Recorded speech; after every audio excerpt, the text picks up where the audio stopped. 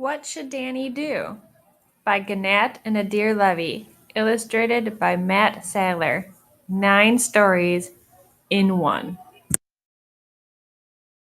Dear reader, there are 9 different stories in this book. When you reach an ending, you can start over and make different choices to see how my day changes. The guide below will help you understand the symbols. Hi, my name is Danny. My favorite things in the whole world are soccer, superheroes, and ninjas. I also love skateboards, but I don't have one yet. You may be wondering why I'm wearing a cape, so I'll let you in on my secret. I'm a superhero in training.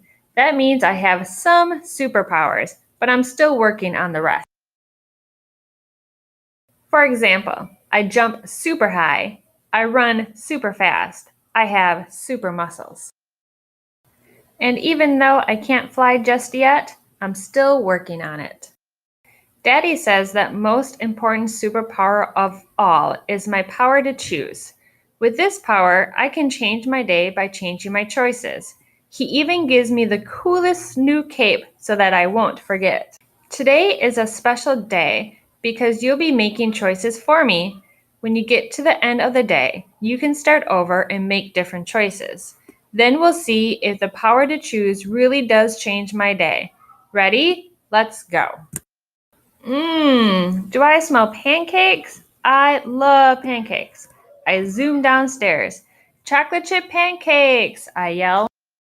But then I see my brother Charlie eating from my Ninjutsu ninja plate. That plate is my favorite. I want the ninja plate, I say. I know you love that plate, Mommy says, but Charlie is already eating from it. She puts 2 pancakes in front of me, but they're on an alphabet plate. I already know my alphabet. What should Danny do? Eat the pancakes on the alphabet plate? Go to page 26. Yell until he gets the ninja plate? Go to page 16.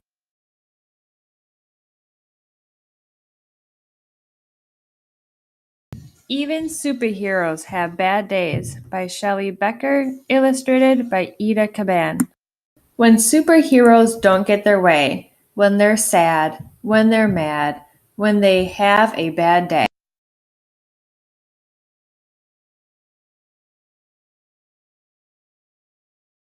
they could use superpowers to kick, punch, and pound. They could shriek, they could screech with an ear-piercing sound.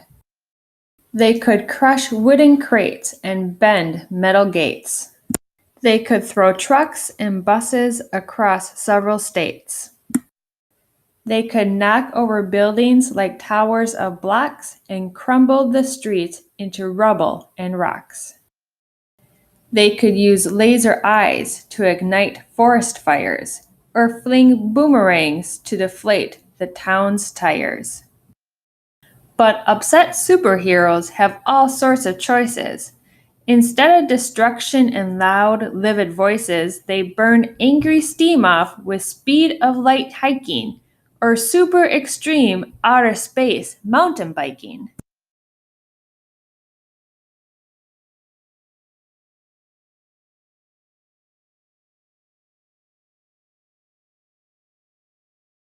They race to the rescue of people in need and delight in the joy of a super good deed. They hatch super plans to help banish world sadness, building fabulous theme parks for giggles and gladness. They chase wanted bad guys with supercharged zing, dragging hundreds to jail while police dance and sing.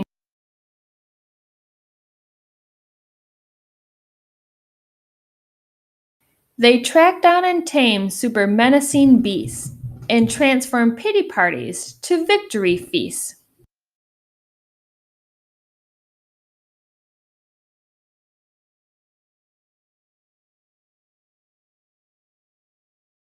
But displeased superheroes who don't feel serene could have super temptation to cause a bad scene.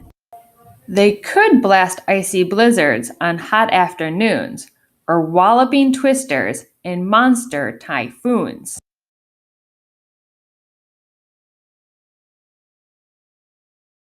They could spin super webs super far, super sticky, and tangle up towns with their silk. Super icky. They could rotate the planet and mess up world time. Or sit back and relax while the world fills with crime. When superheroes don't get their way, when they're sad, when they're mad, when they've had a bad day, they could super rampage. They could, but they don't. Because real superheroes just wouldn't, they won't. Instead, they dig down to their super best part, the strong superpowers contained in their heart. And using their talents as true heroes should, they battle the urge to do harm, though they could. They acknowledge their sorrow, their anger, their pain, as they wait for their super emotions to wane.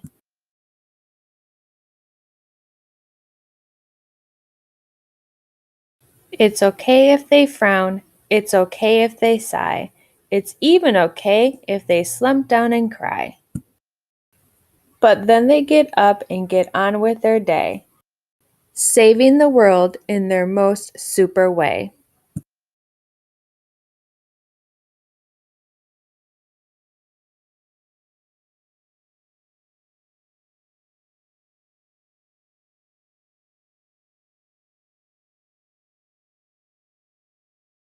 Be Kind by Pat Zetlow Miller, illustrated by Jen Hill.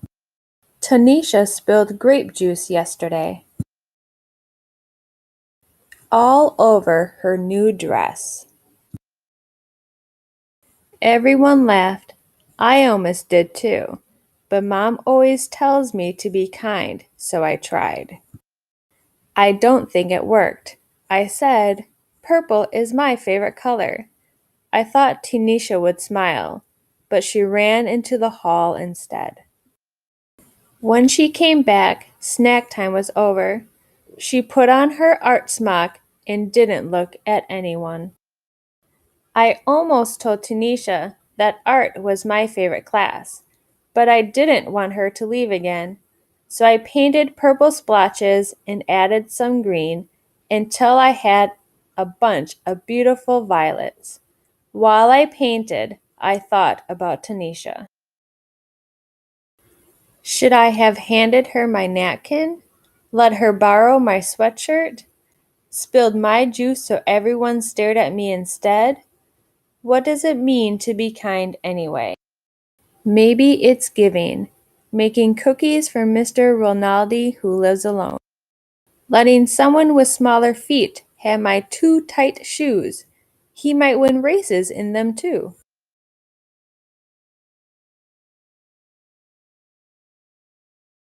Cleaning up after Otis, our class guinea pig.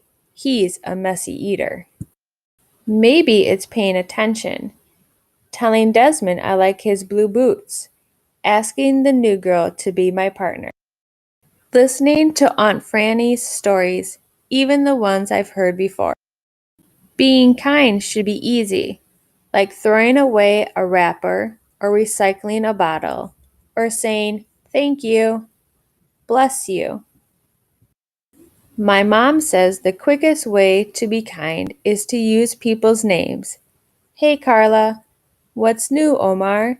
Good afternoon, Rabbi Maldabaum. Being kind can be hard, too, even when you know what to do. Teaching someone something I'm good at is tricky, even when I'm patient. And sticking up for someone when other kids aren't kind is really hard and really scary. Maybe I can't solve Tanisha's grape juice problem. Maybe all I can do is sit by her in art class and paint this picture for her because I know she likes purple too. Maybe I can only do small things, but my small things might join small things other people do. And together, they can grow into something big. Something really big. So big that all our kindnesses spill out of our school, spread throughout town, travel across the country, welcome home, and go all the way around the world. Right back to Tanisha and me, so we can be kind again. Welcome back. And again. And again.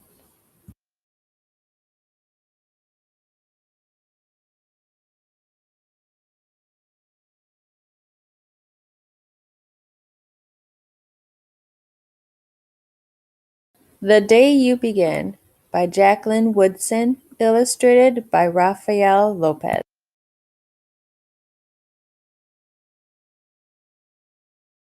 There will be times when you walk into a room and no one there is quite like you.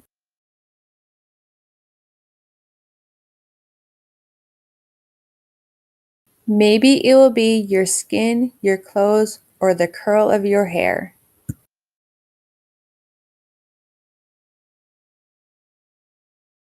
There will be times when no one understands the way words curl from your mouth, the beautiful language of the country you left behind. My name is Rigoberto. We just moved here from Venezuela. And because they don't understand, the classroom will fill with laughter until the teacher quiets everyone.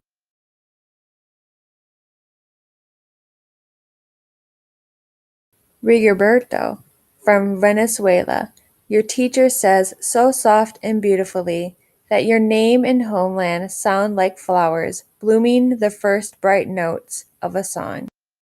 There will be times when the words don't come. Your own voice, once huge, now smaller when the teacher asks, "What did you do last summer?" Tell the class your story. "We went to France," Chayla says. "These shells came from a beach in Maine." A boy named Jonathan holds out a jar filled with tiny shells so fragile they look like they'll turn to dust in their own untraveled hands.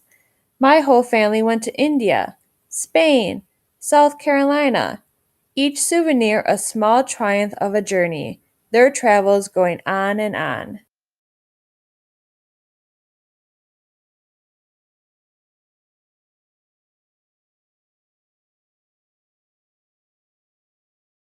And as you stand in front of that room, you can only remember how the heat waved as it lifted off the curb, and your days spent at home caring for your little sister, who made you laugh out loud and hugged you hard at nap time.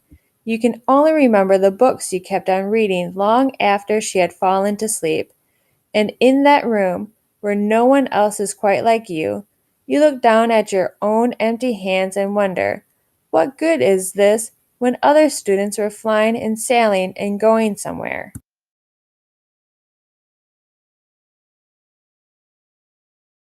There will be times when the lunch your mother packed for you is too strange or too unfamiliar for others to love as you do.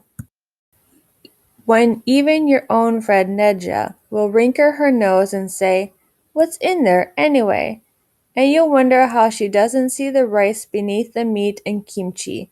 You'll wonder why she doesn't remember that rice is the most popular food in the world.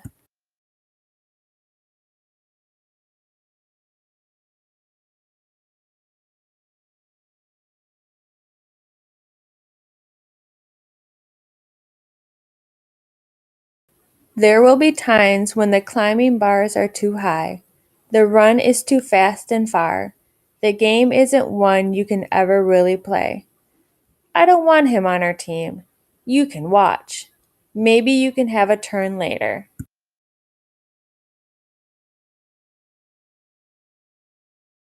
There will be times when the world feels like a place that you're standing all the way outside of,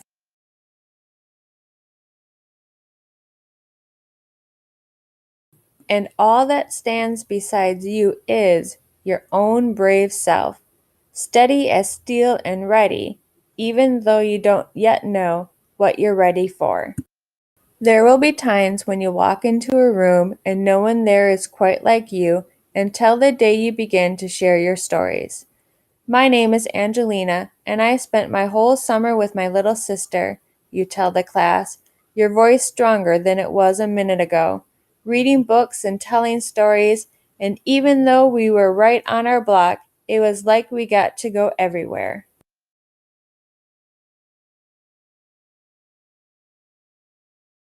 Your name is like my sister's, Rigoberto says. Her name is Angelina too. And all at once, in the room where no one else is quite like you, the world opens itself up a little wider to make some space for you.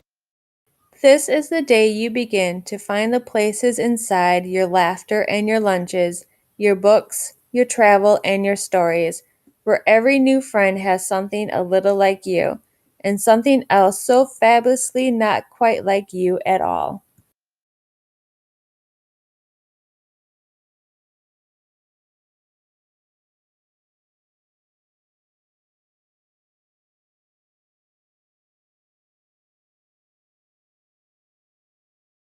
Even Superheroes Make Mistakes by Shelley Becker, illustrated by Ida Caban. When superheroes are not up to speed, when they slip up and trip up and fail to succeed.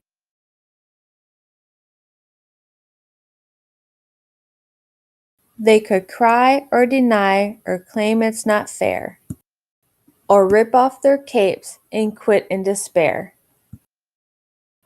If they bake super cakes with way too much salt, they could shrug, it was bakery bought, not my fault. They could bungle their speech at the hero convention.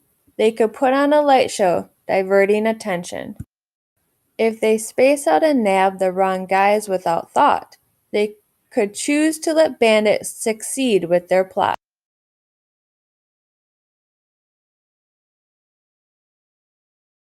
But ashamed superheroes who goofed up somehow. First stop and consider what's best to do now.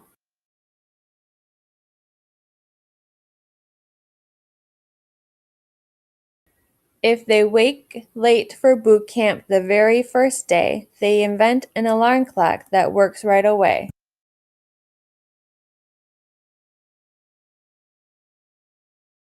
If last year they ruined the annual choir, they trained screechy voices and learned to sing higher. If they didn't prepare any clean clothes to wear, they still polish their boots and spiff up their hair. But if superheroes can't take their airs in stride, they might look for a way to excuse, blame, or hide.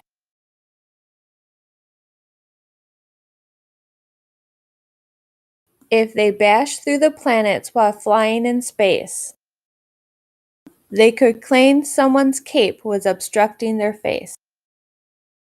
If they build a big bridge that doesn't sit right, they could blame and call names, a supercharged fight. If their rescue attempt was not super clever, they could stock up supplies and hide out forever. When superheroes are not up to speed, when they slip up and trip up and fail to succeed, they could hang their heads down. They could, but they don't. Because real superheroes just wouldn't. They won't. Instead, they remember perfection is rare, and they choose super ways to respond when they err. And using their powers as true heroes do, they fix what they wrecked and apologize too. They fess up their mess up, they learn from their blooper. Responsibility! That makes them super.